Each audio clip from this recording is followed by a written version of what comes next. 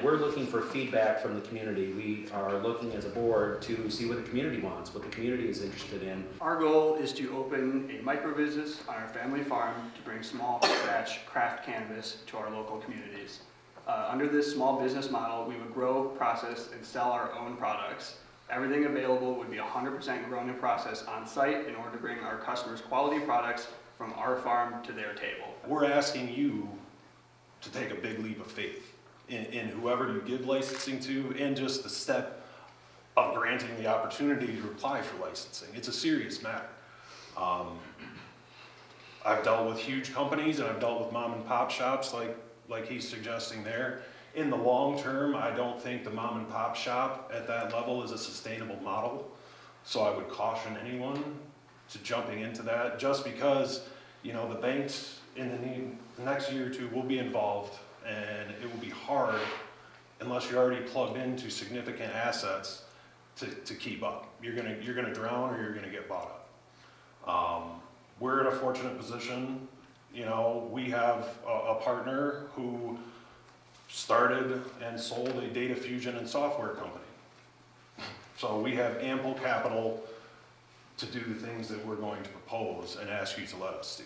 I'm close to 74 and been using cannabis since I was in my teens. Started in the Hippy Dippy, went to the first Ann Arbor Hash Bash. But the most important thing is how much it helps people. I've had 6 knee surgeries, the last 2 reconstructive and throat surgery. I used absolutely no opioids at all. I baked CBD. Dr. Carpenter from Chelsea was totally for it. Dr. Geiger, my neck fusion guy, he was totally for it. More people, and they're both U of M doctors, so more people are using it with wonderful results. You don't get high from CBD, or even, you'd have to do a Cheech and Chong fatty to get high, you know. It just doesn't, it's got such horrible misconceptions about it. There were several people that spoke before me that mentioned that the conception of this product in the past has been very negative, but it's really changed quite a bit. It's very professional. There's a lot of professionals in this business and throughout the state of Michigan, and you know, I would really like to see and be able to have that come here.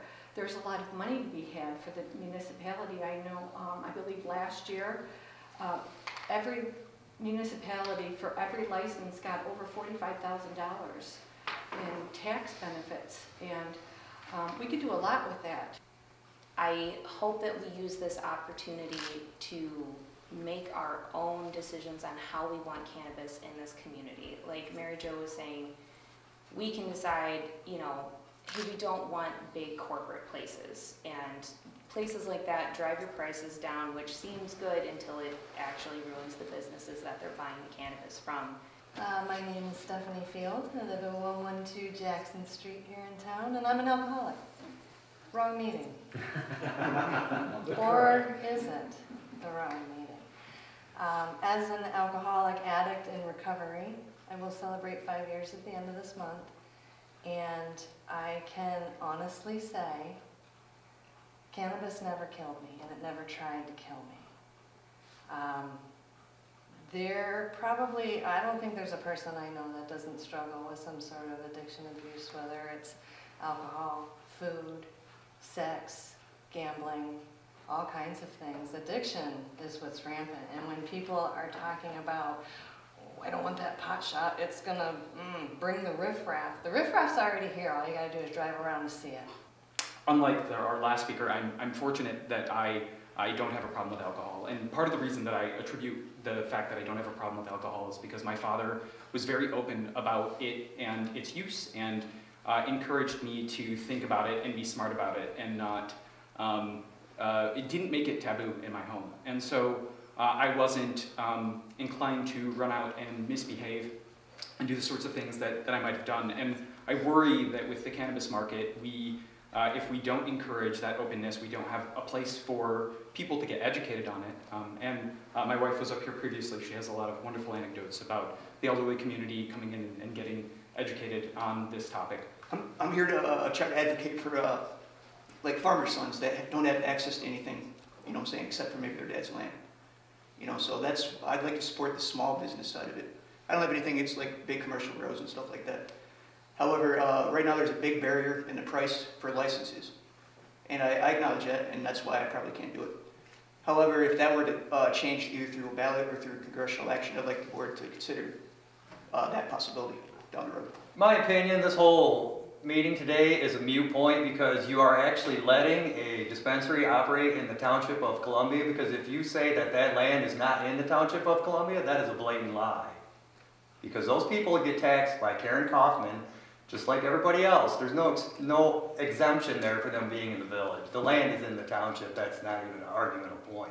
As it stands now, without action of the Board of Trustees, ultimately, there is no current legal method for business to open in this township.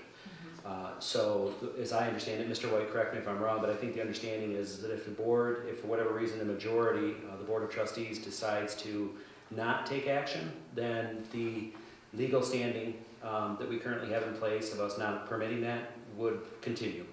And then ultimately it would be up to individuals if they wanted to perhaps pursue a ballot initiative, a referendum, to see if they could put the question in front of the voters at large and see if there's something that could be done in that method. I think those are that is the one option. If the board decides, Mary Jo, if they could, if the board decides in conversation that we see one way or the other by majority of the board that there is merit and value in moving forward, there's options for the board to potentially regulate, decide what could be done here in Columbia Township, and then perhaps permitting it in one of those ways.